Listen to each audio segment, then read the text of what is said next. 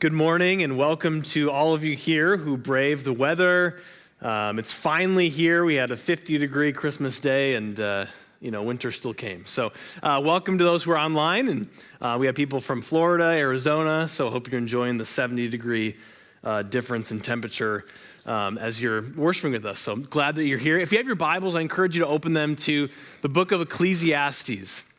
Ecclesiastes chapter 1. We're in the second week of our series called Learning to Live by Preparing to Die. And this is a series on the book of Ecclesiastes. It's right after Proverbs, right before Song of Solomon.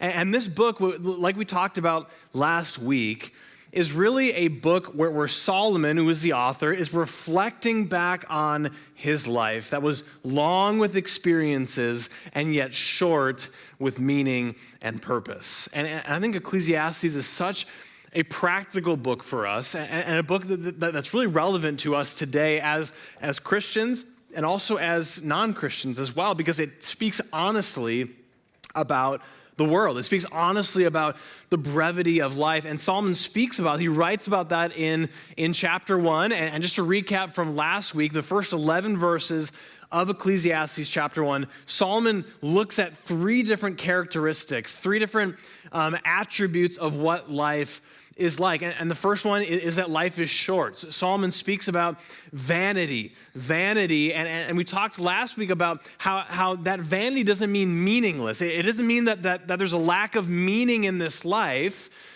but more so, this vanity is like a vapor, like a smoke or a mist.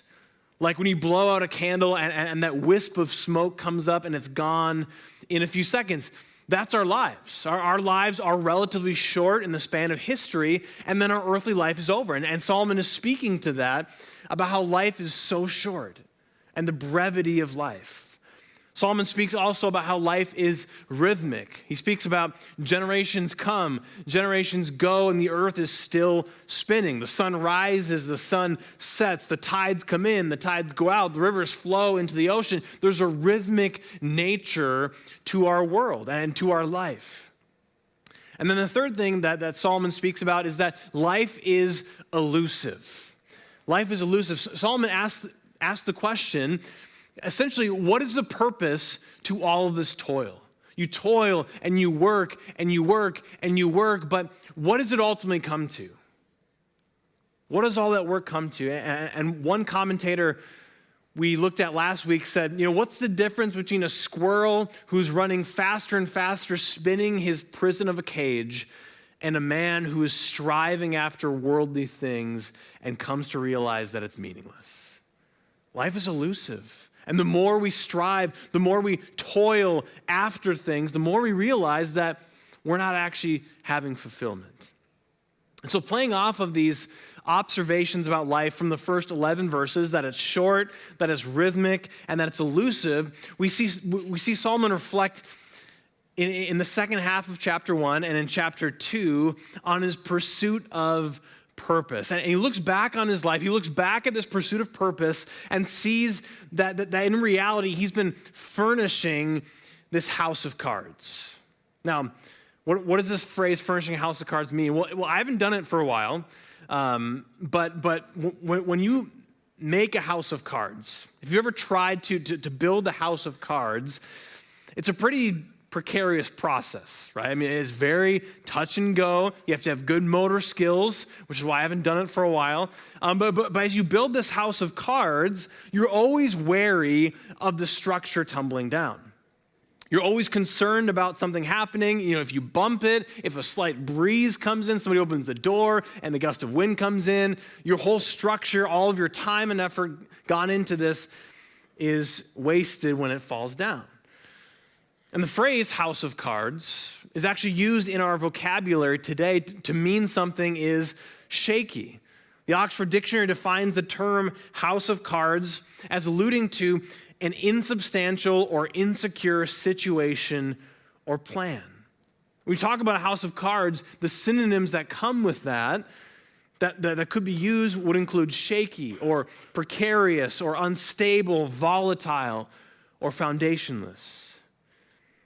Even if you were to stack cards like Guinness Book of World Records holder Brian Berg, who makes these amazing, humongous cities of cards, if you were to hit this seemingly strong structure at the right angle, the whole thing would come crashing down. House of cards may look impressive. They may look intricate, even strong, but we know that they are just one touch, one gust, or one slip up away from crumbling down. Now, if we know that reality when we're making house of cards, if we know that that is a possibility, then our perspective is totally different in the process. But if we believe that this house of cards will stand forever, that all this time making this will result in a house of cards that is impenetrable, then we're in for a surprise. And the question that Solomon is really wanting us to consider from our passage today, but also from the book of Ecclesiastes, is whether we can cope with the reality of death, or if we're denying the reality of death, kind of like furnishing a house of cards, just pretending like it won't eventually collapse. Like moving into this house of cards and just feeling like everything's fine, not realizing that your foundation is shaky. And with the last part of Ecclesiastes 1 and much of Ecclesiastes 2, it shows us the reality that you can try to cope, you can try to numb or distract or reason your way through life, but ultimately death is coming for all people, and it's that reality we have to face head on. We have to come to grips with it. Death is coming. Father Time, besides Jesus Christ, is undefeated. Undefeated. 100% death rate. And yet, how many people today act like they're going to live forever in the way they live? Now, this message today, I want to invite you. This message today is for Christians, and it's also for those who aren't Christians here. And for those who haven't believed in Christ for salvation yet. My prayer is that this passage would encourage you to think about your life, to think about your pursuits, and to ask yourself if those pursuits have really satisfied that deep longing in your heart. That's my prayer, and has been my prayer this week for you. And for the Christian here, you may profess Christ as Lord, and you very well may have a saving faith in Christ, but the question for you is, are you living as if none of that were true? Are you living as if Christ isn't seated on the throne in heaven and will come again one day to judge? You may sing like we did earlier, on Christ the solid rock I stand, all other ground is sinking sand, but does your life and your heart and your affections reflect a different reality? I pray that this message challenges you, as it has for me this week, to examine your heart and what you're using to try to fill the purpose and the joy and the meaning that only Christ can provide. Now, it's really interesting. If you look at this passage today, in Ecclesiastes 1, Ecclesiastes 2, it's really interesting to note the manner in which Solomon goes about his pursuits. As we read, as we look throughout this, we'll see that Solomon isn't like the prodigal son in Jesus' parables in Luke, where he's running around recklessly wasting his father's inheritance. The sense from this passage that we get from Solomon here is more of a calculated testing of the pursuits.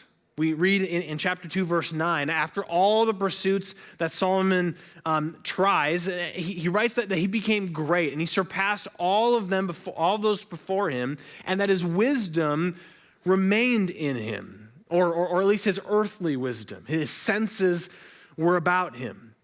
He tells us that when he tried out wine to cheer him, he said that his heart was still guiding him with wisdom, with earthly wisdom. His wits were still about him. So what we see isn't someone who's just like snapped. He's just snapped and he's binging uncontrollably on the pleasures of life, but someone who's kind of coldly calculating his steps to discern and to determine if there's any meaning or purpose. Like a doctor who is going through all the options and then making diagnoses based on those options. That's what Solomon's doing. In many ways, that's a lot what we do today, right? Many of us aren't, flying off the handle in certain respects, but there are times where we say, you know what, this doesn't feel like it's working, or maybe there's something more meaningful out there that I can try. So let's look at the way in which Solomon looks at and pursues this meaning in his pursuit of purpose. And something for us to see with these pursuits that Solomon is going after, and we're going to look at 4 of them. And that each of these 4 pursuits, there are certain lies that are baked into each one of them. And what we see from these lies is that each of these things aren't necessarily sinful in and of themselves. And some of the things, in fact, are gifts from God. But it comes down when we look at these pursuits, that the lies that are baked into them is that they're marketed to us as the be-all, end-all for our purpose, for our foundation, to finding life, to finding a firm foundation to stand on. The lie is, if you attain this, you will have life. You will have a foundation that you can stand on, that you are comfortable on. Making it the ultimate thing, taking a created thing and making it the ultimate thing. And all of these lies focus on humanity at the center. We are the center of all these things. So let's look at them. The first thing that Solomon tries is worldly wisdom. So let's pick up in Ecclesiastes chapter 1, starting in verse 12. Solomon says this. He says, I, the preacher, have been king over Israel and Jerusalem, and I applied my heart to seek and to search out by wisdom all that is done under heaven. It is an unhappy business that God has given to the children of man to be busy with. I've seen everything that is done under the sun. Behold, all is vanity and a striving after wind. What is crooked cannot be made straight, and what is lacking cannot be counted. I said in my heart, I have acquired great wisdom, surpassing all who were over Jerusalem before me. And my heart has had great experience of wisdom and knowledge. And I applied my heart to know wisdom and to know madness and folly. I perceive that this also is but a striving after wind. For in much wisdom is much vexation, and he who increases knowledge increases sorrow. So Solomon seeks in this first pursuit to find purpose and meaning through wisdom, through this earthly wisdom. Enrolling in Jerusalem University, as it were. Solomon learns all that there is to be learned. He studies hard. He reads books. He contemplates the biggest questions of life. He gathers all the information he can, and yet he says that all of it is vanity. It's all vanity. And we see this as earthly wisdom because we know that at the end of Ecclesiastes, Solomon says, here's the end of the matter. The end of the matter is fear God and obey his commandments. We know from Proverbs that Solomon himself says the fear of the Lord is the beginning of wisdom. So we know that Solomon is pursuing this earthly wisdom because the fear of the Lord lasts forever, but he's pursuing this earthly wisdom. And that's vanity. As putting that as your foundation for everything that you have. There isn't an amount of learning or intellectual ascension that can save him or deliver him from the ultimate questions and the mysteries of life. And that's what he's getting at in verse 15. He says, what is crooked cannot be made straight. And crooked there doesn't mean morally or ethically crooked. It means more the mysteries of life, the crookedness, these mysteries we can't comprehend. Earthly human wisdom cannot comprehend all the mysteries of life. And if you try to pursue that, it's a foundation that is sure to break down. And human wisdom, when that is put at the epicenter of our hearts, can lead to destruction. And we've seen that throughout history, haven't we? Progress has been the key word of the world forever, especially in the West, culminating in the Enlightenment period, which was about from 1685 to 1815. And this era of the Enlightenment was known by the people living in the Enlightenment as the Age of reason, the age of reason, which kind of shows what they thought about themselves. And many in this period, though there were people who were staunch believers in the Lord, who studied theology along with science, there were many in this age of reason that wanted to move past this God stuff. We just do away with this Bible stuff, this God stuff, because we have progressed as humanity. We have progressed as society. And as society, as humanity, as we continue to climb this mountain of science and reason, we can move past God. He's antiquated. And to many in the Enlightenment period, this period became the Tower of Babel for intellect, in a sense. The belief that the more we learned, the more we studied the universe and the body, and the more we progress, the better we become as humanity. Progress was the word. The British philosopher W.K. Clifford, who came right after the Enlightenment, he was a direct descendant of this idea, this age of reason. He summarized this worldview perfectly when he wrote this.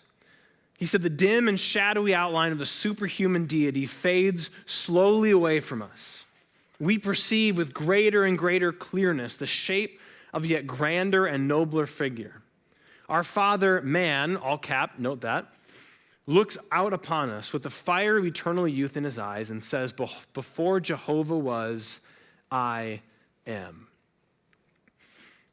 Such was the mindset of that period, that we are progressing as a society. As humanity continues to learn, we can perceive things on a much more clear level than anybody who has ever lived before. And in this clear picture, God's not a part of it. This whole faith thing, not a part of it. And the idea behind this is that man is the center of his own universe. And philosophies like Karl Marx's philosophy and Friedrich Nietzsche spoke of life without God. And Nietzsche talked about the Übermensch, which was a German word meaning essentially the greater man. And it was this idea that we need to move away from these Christian virtues, from this faith, to a grounding in human ideals as supreme.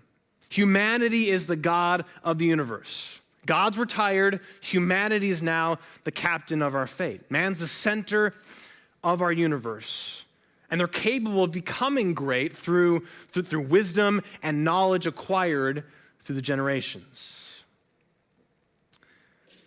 And both Marx and Nietzsche would never live to see the great experiment of their philosophies in action. But what we saw from this, what we can say is a demonic philosophy, because it removes God from the equation and says man is the center of my universe, which isn't new, by the way. Started in Genesis chapter 3 when Satan told Adam and Eve, you can become like God. Started in the garden, and it's happened all throughout history. But they never lived to see the grand experiment in the 19th century of their philosophies, which resulted in 100 million deaths from this philosophy that man is the center of their universe. 100 million people murdered through the wisdom of the world that said that there are people who by their very race, whether they are male or female or other identifiers, that they are the oppressed or that they are the oppressors. And this philosophy that everybody's on the same playing field in the 19th century or 20th century, this philosophy that man is the center, paired with the rejection of God and his moral law that speaks to the intrinsic value of every human life. Because when we reject God, that is the minor detail that nobody wants to talk about. When we reject God, what we're rejecting is not only his moral law for us, but also the fact and the reality that we are fearfully and wonderfully made as humanity. That there's intrinsic value in every single human life. And when man is the center of the universe, that doesn't matter anymore. And that led to murder and the objectification of humanity. It seems that man hasn't progressed much. Because it turns out that gaining intellect, what we've learned from 2 world wars, When man continues to ascend the mountain of learning, that only makes him a more wicked man with a wicked heart, when his heart isn't changed by the gospel. And the same is true of each of us today and our world today. Because I think an entire generation has forgotten the 100 million deaths that happened in the 20th century. And the pain and the destruction that comes from the ideology and the philosophy that man is the center of our own universe. Now, it looks different today. It looks different today. We're not getting the philosophy from Friedrich Nietzsche, but we're getting it from Elsa, Frozen. The famous song, Let It Go. There is a line in there that says, listen to this, no right, no wrong, no rules for me. I'm free. Don't sing the chorus. But that's a line in there. No right, no wrong, no rules for me. I'm free. So it's different today in that it's not we're climbing the intellectual mountain without God. Today it is follow your heart. Follow your heart. Look within yourself. There's no right, there's no wrong, there's no rules because you are the center of the universe. It's the same core. It comes out in different ways. I'm pretty sure in the new Mulan movie, there was a Stevie Wonder song, and in that song, there was some line that said, follow your heart because your heart can't be wrong. And people believe that. They do. Follow your heart. Man is the center of the universe. Whatever you feel, whatever you think about yourself, that is the objective reality. And anybody who questions that, including God, is judging you. And as we talk about worldly wisdom, I want to talk about two pervasive lies, which I've been getting into a little bit here. And that first one that we've already been talking about, which is the follow your heart piece, but how that plays out today is that the lie of human wisdom is flattening humanity into one identifier for who you are. Essentially taking a single aspect of your personhood and making that who you are. Making it about what your race is, where you came from, whether you are male or female, your socioeconomic status, making that your identifier. That is who you are. And depending on what that is, you may be the oppressor or the oppressed in that. And this philosophy that has happened with Marx and Nietzsche and continues to repeat itself pits two sides together or against each other. And is killing us today in our culture. We may not have 100 million deaths, but we have plenty of people dying socially because they've been rejected, and the sanctity of human life is being disregarded by flattening the imago Dei in each person and saying, this is who you are. Where you came from, who your parents were, what kind of job you have, what kind of education you have, that is what you're defined as. Not the reality that you are made in the image of God. You are fearfully and wonderfully made, and you have intrinsic value, whoever you are. And the lie that we live in today, it's the air that we breathe.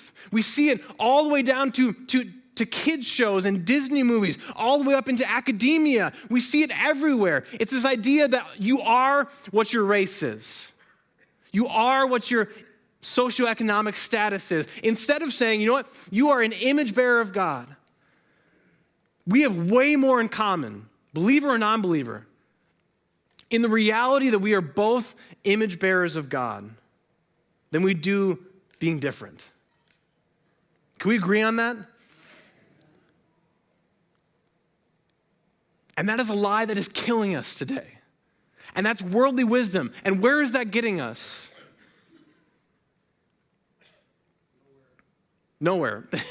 I wasn't asking for a response, but thank you. Appreciate that. Getting us nowhere.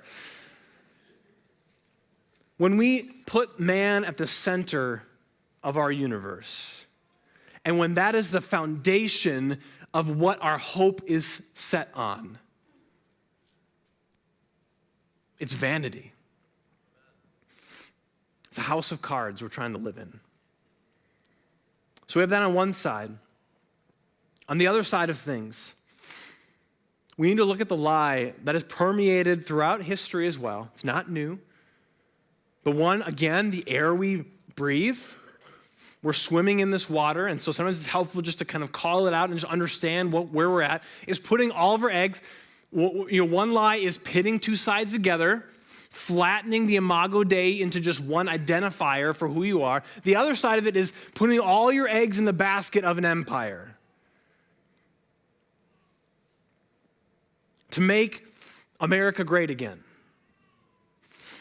To say, if we could just find that one person who will lead our nation, then our kids and our grandkids will be saved. We just find that one person, then we can help save the world from our country. Now, should you vote? Yes. Are there some policies and some thoughts that are better than others? Yes, absolutely. Should you be patriotic? Yeah. God calls us to be good citizens. He calls us to honor the authorities. He calls us to all these things. But when you see in a video that came out recently, I'm not going to name the person who was running for office, where it said God looked down on his planned paradise and said, I need a caretaker, so God made insert name. I think that should make us stop and think, right? Like, hey, what's our end goal here? What's our end goal here?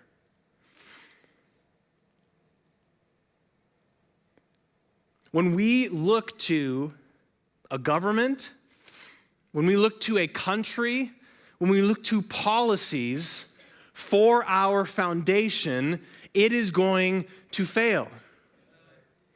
What did Jesus say? Matthew chapter 6, verse 33. Seek first the kingdom of God. The kingdom of God. Seek that first. And all these things, what does that mean? The Beatitudes, Matthew chapter 5. Look it up. Blessed are the poor in spirit, for theirs is the kingdom of God. Blessed are those who mourn, for they will be comforted. Blessed are those who hunger and thirst for righteousness, for they will be satisfied. All these things will be given to you when you seek first the kingdom. Where is seeking first our country gotten us? Division, anger, and hopelessness. Do you see the two sides here? Man, we have pitting each other against each other. We have only America can save us. And that's worldly wisdom. And we are where we are today because so many people, including the church at times, can put our eggs in that basket and say, we're going to stand on that, not realizing we're stepping onto a house of cards.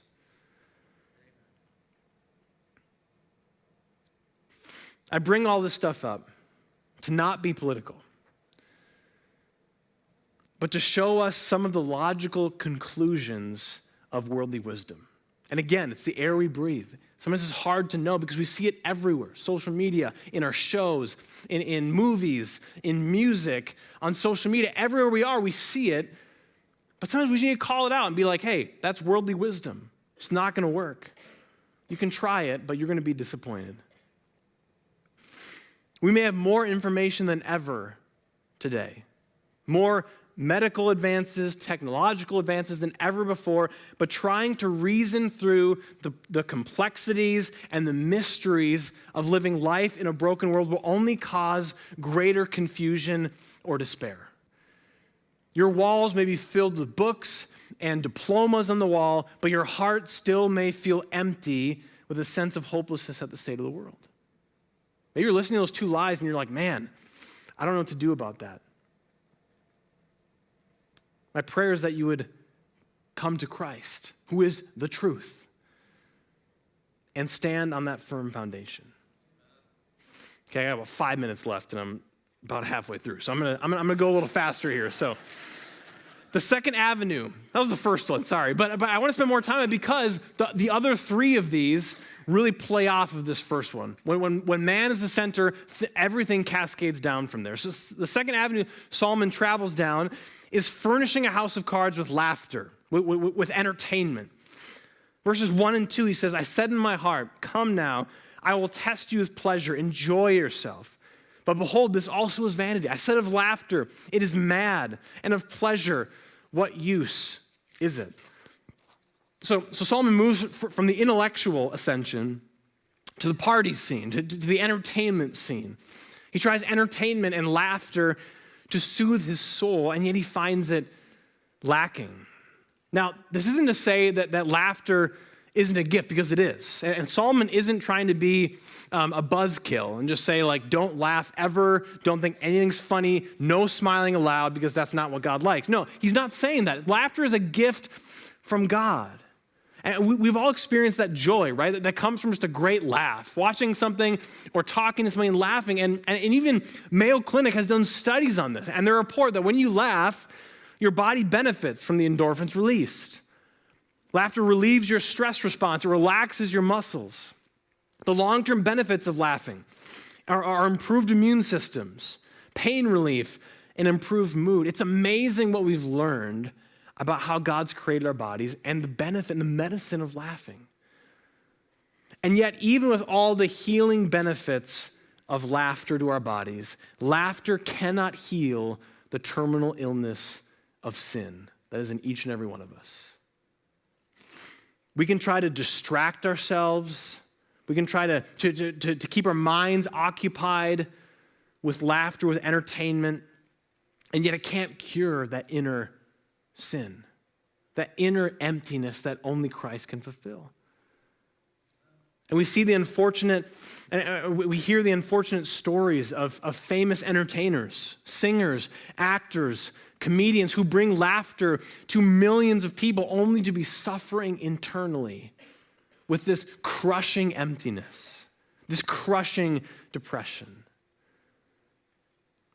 And we too can seek to use entertainment as a means to try to heal something that only Christ can do. When Christ says, "Come to me, all who are weary and heavy laden, I will give you rest." That's the only place you can find that true rest. And for us today in 2023, Solomon had a bunch of access to laughter, to entertainment, to distractions, and yet we have even more. In our smartphones alone, we can stream, we can watch movies, we can listen to music, we can read books, we can do trivia, we can play games. Virtually anything you could want to distract yourself can be found in your smartphone. Now, this isn't a prohibition talk on technology. I think technology is a gift. We can use it as a gift that God has given to us. But the question to ask ourselves this morning is, are you using entertainment and laughter to seek to distract yourself from facing the reality of life and death and the condition of your soul? Are you using that as a distraction? When you feel like something's not right in your heart, something's not right in your soul, if you feel this gnawing feeling of emptiness, do you use this as a time to lean into the Lord or to seek the Lord? A time of prayer to understand what this feeling is, or do you just look for the closest podcast or book or movie just to distract yourself so you don't have to feel that? Again, these things in and of themselves are not bad. But as Solomon found out, when you try to use them as your foundation, you will be let down. That goes into the third thing Solomon speaks about. So I got a little cold, so if I'm sniffling, that's why. But I need to laugh more, improve my immune system. But the third avenue that Solomon is speaking about is furnishing a house of cards with substances. And we're just going to go through this one quickly. He said in verse 3, he said, I searched my heart how to cheer my body with wine. My heart was still guiding me with wisdom, how to lay hold of folly, till I might see what was good for the children of man to do under heaven during the few days of their life. So Solomon moves to substances, to see what was good for the children of man to do under the heavens the few days of their life. In a sense, Solomon's saying, life is short. I want to see what this is all about.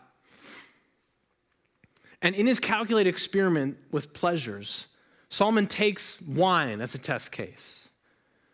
And the numbing and the mind-altering nature of alcohol brings that temporary relief to Solomon in his effort to find fulfillment, one that many today, I think, seek to find. Now, a question of alcohol is a huge question that has gone back decades and decades and decades in the church in America. And my intent today is not to have a debate, start a debate, besides what the Bible's clear about, which is not to drink until you're drunk. That is very clear what the Bible talks about. So my intention today isn't to convince you one way or the other whether to drink or not to drink. And today, things have expanded too with smoking, with legalized marijuana, all those things. And the question I want to ask you, revolving around that, is asking the question, why are you consuming these things? Are you consuming them as a gift from God in terms of wine? Or are you using it as an escape? As people who are citizens of heaven, Paul speaks about that. We are citizens of heaven, and we are called to be to be alert, to be watchful for the return of Christ. Why are you consuming what you're consuming? And this applies to food as well. Are you consuming whatever you're consuming because it's honoring to the Lord? Because it's something that brings him glory, or are you doing it to escape? Because here's the reality and the danger of these things is when you seek to get drunk, when you seek to get high or get that trip, what happens when you sober up from that is that your life is in the exact same place as it was before, and yet you're in a deeper place of despair. Like, who are you after you're high? You. You're you. Who are you after you're drunk? You. Nothing's changing. You're escaping temporarily. You come back and you realize nothing's changed. That's the vanity of substances. You can use them to distract and to escape, only to realize you're back in the same prison you were before. But if we have that gospel foundation, we ask ourselves, what am I trying to achieve when I'm consuming this? And take every thought captive, make it obedient to Christ, and ask the Lord for wisdom in that. Okay, last one. The final avenue. Solomon is traveling down his road to pursue purpose, is that of success. Solomon says in chapter 2, he said, I made great works. I built houses, planted vineyards for myself. I made myself gardens and parks and planted in them all kinds of trees. I made myself pools from which to water the forest of growing trees. I bought male and female slaves and had slaves who were born in my house. I also had great possessions of herds and flocks, more than any who had been before me in Jerusalem. I also gathered for myself silver and gold and the treasures of kings and provinces. I got singers, both men and women, and many concubines, the delight of the sons of man. So Solomon finishes his experiment with what the world had to offer with something he excelled at, which was success. He had built palaces and houses and vineyards and parks and pools. He had more than he could ever want. We talked last week about the equivalent of modern day money of $1.5 trillion he got in 1 year of gold. Nothing was out of reach for Solomon, yet we see in verse 9 where he says that everything he strived after, he had more than anyone could ever want. But in verse 11, he considered all the works he had done and the toil he had expended in doing it, and behold, all was vanity and a striving after wind. And there was nothing to be gained under the sun. Now, what happened there? This guy had everything you could ever want. What happened? Well, I think we know the answer to that, experientially. Maybe you've built businesses. Maybe you're successful in your career. Maybe you got a promotion, but then you want a little more. You want a little more money. You want a little more, you want another business. You want a little more in your retirement. And the lie of success says, if you just get that little more, then you'll be happy. And when you get there, it repeats. Just get a little more, just get a little more, just get a little more. One final illustration may help us with that. I listened to an interview last summer, late summer, from a head coach in the NFL, Sean McVay. He's in his mid-30s. He's coaching an NFL game tonight for the Rams. And a few years ago, he won the Super Bowl. mid-30s guy, one of the youngest coaches to ever win a Super Bowl. He led his team to the Super Bowl in February. That spring or summer, he got married. I mean, this guy had everything you could ever want. He made it to the pinnacle of his profession. He did what very few coaches have ever done, which is leading your team to the pinnacle of success. He was going to get married. He wanted to have a family. And yet there was an interview in the summer, and this man who had everything you could ever want, millions of dollars, all the accolades, he said, I enjoyed the Super Bowl victory for about a week or so. And then I plunged back into a depression, knowing the grind of next season was coming. Just a week or two, enjoying all of that. But then you know what's coming. How many of you can relate to that? The world we live in. And if that's you today, if you're in that hamster wheel, I want to invite you to, when you understand the brevity of life,